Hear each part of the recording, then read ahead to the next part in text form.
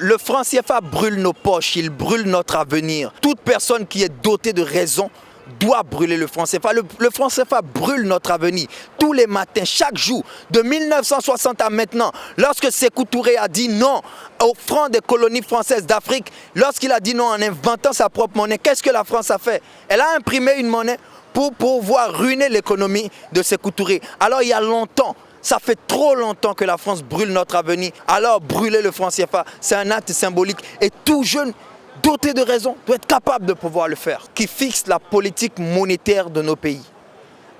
On a dit que nos pays étaient indépendants, mais si nous sommes indépendants, pourquoi l'ancien colon qui a mis sa langue dans nos bouches et dans notre mental et dans notre culture doit nous imposer une politique monétaire, une marche à suivre?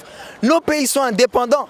Nous devons avoir la capacité d'avoir notre politique monétaire pour dire que Cotonou, nous allons faire de Cotonou la plus belle ville et engager justement les milliers de jeunes qu'on a dit qu'ils étaient au chômage. Alors, nous pensons, et c'est un fait, que de 1960 jusqu'à maintenant, nous avons été incapables de nous développer. Des pays comme la Corée du Sud, qui étaient au même niveau que nous, regardez aujourd'hui au niveau où ils sont. La France ne dicte pas un avenir économique à ces pays. Alors nous disons non. Et nous disons non, nous attaquons directement le système parce que nous savons que nos politiciens ici, c'est juste un combat primaire. Ce que nous faisons aujourd'hui, nous créons le débat dans la rue.